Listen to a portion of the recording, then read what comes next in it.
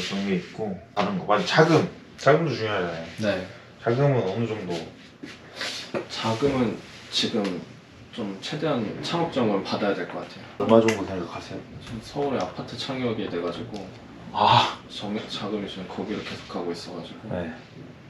그래서 저는 창업 지원금이 얼마 받느냐에 따라서 사업 규모를 처음에 어떻게 해야 되지 해야 되지 않을까. 그렇게 가면 안 돼요. 나한테 그 예비 창업자분들이 컨설팅 하실 때 대부분 비슷해요. 얘기하는 게 제가 뭐 하고 있는데 외부 자금이 이렇게 되면 그거에 맞춰서 가야 돼. 그거에 맞추는 게 아니라 내가 기준을 맞춰놓고 그 다음에 출발을 해야 되거든요. 그래야지 이걸 만들려면 몇 년 정도 걸리겠다 이게 나오는데 보통 그게 없이 그냥 나는 이제 상황 보고 그거에 맞게끔 규모가 예를 들어서 어제도 내가 컨설팅 해준 사람 똑같이 얘기했는데 어떻게 보면 지금 선생님 통장에 한 몇 억 지금 당장 규모를 크게 오픈할 만한 자금이 없는 게 정말 다행일 수도 있어요.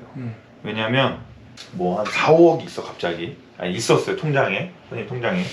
그러면 내가 장담하는데 6개월 안에 무조건 차려요. 선생님 통장이 있다면 이거 가지고.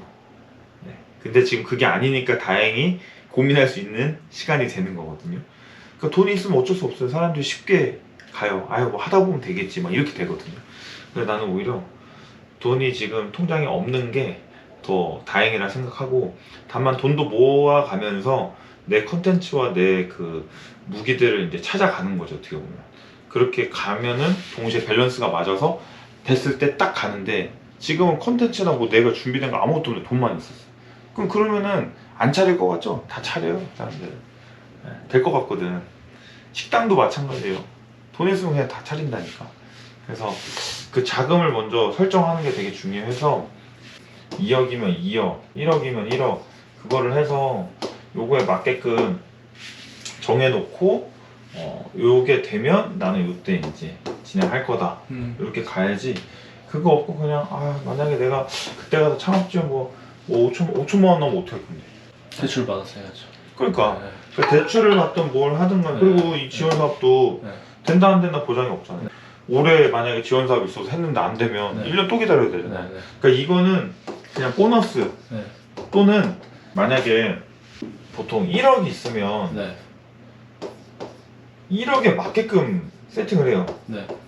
뭐 보증금, 인테리어 막 이런 것들을 1억 안에서 하거든요. 이러면 그냥 골로 가는 거예요 이제. 왜? 오픈하고 갑자기 마케팅을 더 한다든지 예측하지 못한 비용들이 갑자기 들어갈 때가 있어요.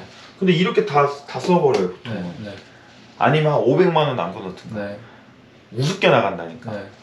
만약에 렌트프리를 받았는데 렌트프리를 받은 동안까지 내가 만약에 매출이 안 맞춰졌어. 그러면 내가 갖고 있는 돈에서 나가야 될 거 아니에요. 그러면 결국 여유자금이 있어야 된다고.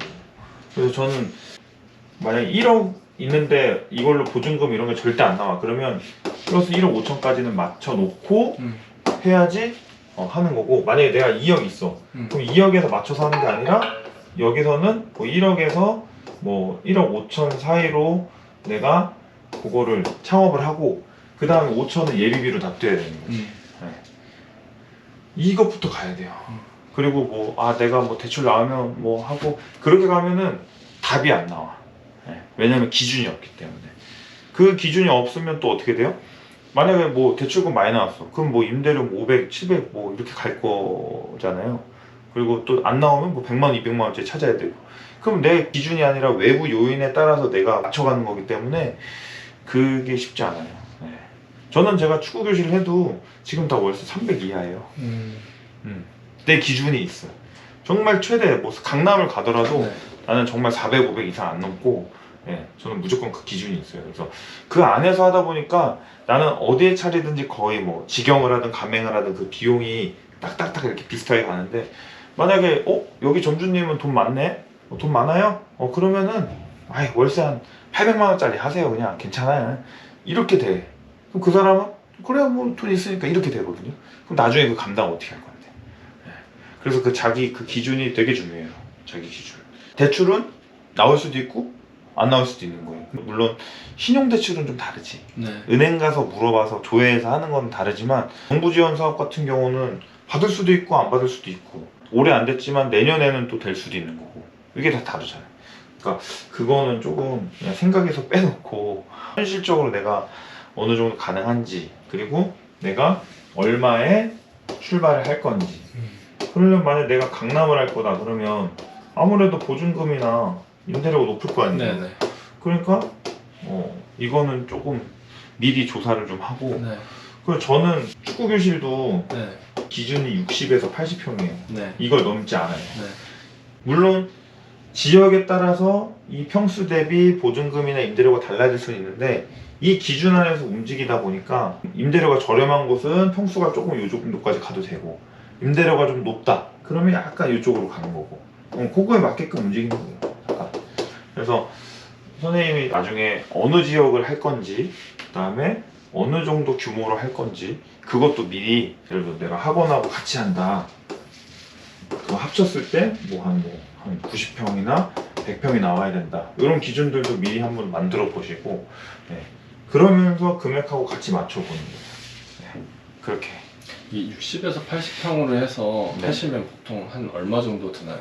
이 창업 비용이? 저는 네. 거의 보증금 포함해서 네. 1억에서 1억은 요즘에는 쉽지 않아. 그러니까 개인으로 하면은 또 말이 다른데 업체마다 좀 견적이 다를 수 있으니까 뭐 차량하고 뭐 한다 그러면은 저는 한 1억 5천 최대 거의 네, 맥시멈 저는 이걸로 잡고 가요. 네. 쓰려면야 뭐 더 쓸 수 있겠죠. 근데 프랜차이즈 같은 경우는 좀 가맹비나 이런 것도 있으니까 2억까지도 올라갈 수 있는데 근데 보증금 포함이니까 사실 네. 그래서 저는 요 안에서 하긴 해요. 네. 지금 우리 충남 서산점 같은 경우도 1억 5천이 채 안 들었어요. 보증금 가맹비 뭐 다 포함해가지고 네. 이렇게 했었어요. 그렇게 하니까 리스크가 적어요. 네. 어떤 데는 인천에 임대료 800짜리 들어간 축구교실 있어요. 선수 출신이었는데 몰라 그냥 감이 없는 거야 그냥. 그래서 막 그렇게 들어간대요. 막 어떤 데는 뭐 700짜리도 있고. 근데 사람들이 다들 그 얘기는 하지. 아이고 애들 많고 잘 되면은 뭐 매출 높은 거 아니에요? 근데 저는 반대로 그렇게 핑크빛 미래만 꿈꾸면 다 하게? 그것만 찾고 하니까 사람들이 그냥 우습게 생각하는 것 같아요. 안 됐을 때도 생각해야지. 코로나가 또 올 수도 있다. 이런 것도 생각해야지. 그랬을 때 버틸 수 있는 게 있어야 되는데 이거 이렇게 나가면은 어떻게 버틸 건데. 그리고 임대료가 800, 700이면은 이것만 나가요? 부가세는 물론 나중에 뭐 저기지만 부가세 70에 80에 그리고 관리비 없겠어요? 관리비 나가. 그럼 숨만 쉬어도 1,000만 원인데 거기에 인건비, 운영비 뭐 나가고 대출 받으면 이자 나가고 못 따지면 그냥 우습게 나가는 건데 그러면 버거워요. 허덕여. 그러면 아까 얘기한 대로 내 금액이 대출이 얼마 나올지 몰라서 그거에 맞게끔 간다 그러잖아요. 이렇게 허덕이면요 내가 하고 싶은 대로 학원을 끌고 갈 수가 없어요. 네. 또 여기에 맞춰서 가야 돼. 당장 애들 빠지면 안 돼. 그러면은 우리 규정이 있음에도 애들 빠지면 이제 점점 고정비가 너무 높으니까 그럼 저희가 맞춰 드릴게요. 이렇게 가는 거야. 그 수순으로. 근데 한 번 맞춰줬어. 그러면 그거를 다음에 안 맞춰줄 수 있어요? 그럼 뭐라 그래? 만약에 맞춰줬는데 안 맞춰줬어. 그러면 그 고객은 그러겠지. 이제 먹고 살만 하구나 이제. 지인들 때는 맞춰주고 이제 먹고 살만 하니까 이제 또 안 맞춰주네. 이렇게 할 거 아니에요. 그래서 어쩔 수가 없어요. 그래서 고정비가 높으면 안 돼요. 저는 그렇게 생각해요. 네. 그리고 이 정도 임대료 낼 수 있으면 건물 사요, 건물. 차라리 상가를 사는 게 나아요. 저는 그렇게 생각하거든요. 맞아요. 네. 네. 그래서 이 선생님들이 부동산 공부도 같이 좀 가면 좋을 것 같고 네. 임대료 내는 걸 안 아까워하더라고요. 물론 아까워할 필요는 없는데 그래도 이 금액이면 이 정도가 나올 수 있다라는 것까지 다 계산하고 저 같은 경우는 어떻게 하냐면 그 예상 매출이 있잖아요. 네. 왜냐면 우리는 그 지역에 그 학생들이 있잖아요. 네. 그거를 퍼센테이지로 나눠요. 네. 그래서 이 지역에 내가 들어가면 몇 프로 정도 할 거다. 네. 그럼 몇 명 정도가 우리 회원으로 올 수 있겠다라는 것을 맞춰서 들어가거든요. 그러니까 또 거기에 그럼 예상 매출이 있으면 네. 거기에 나는 퍼센테이지가 있어요. 네. 임대료로 쓰는 퍼센테이지. 그러니까 내가 임대료를 먼저 뭐 400, 500을 잡았다. 그럼 그거에 매출을 맞추는 게 아니라 다 예상대로 되진 않더라도 어느 정도 보이는 매출은 있거든요. 네.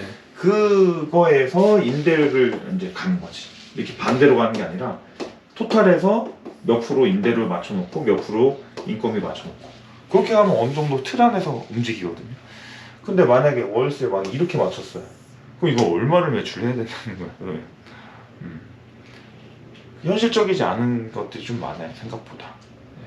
그래서 임대료나 뭐 투자금이나 이런 거는 그렇게 좀 보시면 될 것 같아요. 그럼 선생님 얼마 정도 생각하세요? 저는 한 1억에서 1억 5천으로 처음에 생각했었는데 네. 그래서 지금 드는 생각이 결국에 나중에는 이제 강남 가서 고급화를 해야겠다는 생각이 드는데 처음에는 자금이 그 정도가 없으니까 네. 어디서 이렇게 좀 돈을 모으고 가야 될 것 같은데 그 상황에서 이게 처음 시작할 때 어떻게 접근을 하는 게 나을지 이게 강남처럼 처음에 접근하면 다른 데에서 이렇게 하기는 힘들 것 같고 네. 네. 만약에 네. 적은 돈으로 네. 조금 다른 지역에서 네. 차린다. 네. 차릴 수는 있겠지. 네. 근데 거기서 돈을 벌어야지 내가 또 옮길 거 아니에요. 네. 그러니까 그런 것도 따져봐야 되는 거예요. 네. 강남에서는 규모를 좀 줄여놓고 학원 같이 한다고 하면 공간이 꼭 넓지 않아도 되잖아요. 사실 이런 것만 돼도 벌써 몇 명 들어올 수 있잖아요. 네. 책상에 뭐 네. 이런 거 네. 있으면. 그러니까 그런 거를 한번 구상을 해보셔야죠. 무조건 내 금액에 맞는 곳에 지역을 간다고 해서 거기서 대박 난다 이런 보장이 없기 때문에 지금은 그 지역도 지역이지만 그 컨텐츠가 인정을 받느냐 못 받느냐잖아요. 그러니까 그거를 확인을 해야 되기 때문에 저 처음에 오픈할 때 44평이었어요. 네. 실평수. 여기서 했단 말이야. 근데 다들 여기서 안 되는데 절대 될 수가 없대. 근데 나는 해봐야 하는 거지. 대신에 저도 돈이 많이 없었어요. 하지만 나는 애들 성향 분석이나 난 이걸로 규모를 이기자. 난 규모로 싸우지 않겠다. 그래서 이렇게 간 거거든요. 그래서 이렇게 하다가 2년 하다가 확장하고 400평 정도 쓰고 뭐 길 건너 이것도 하고 막 이랬는데 지금 내가 또 코로나도 있었고 물론 코로나 때 뭐 월세 밀리진 않았어요. 하지만 해보니까 이렇게 규모가 커서 가는 거는 뭐 우리가 대기업에서 하는 게 아니기 때문에 이게 너무 불안정할 수 있겠다. 그래서 실속 있게 가고 그리고 만약에 이 지역에서 제가 구장을 3개를 해요. 네. 그런다고 한들 아까 얘기한 대로 부산에서 여기까지 이렇게 오는 게 아니란 말이에요. 네. 어차피 동네에는 애들 정해져 있어.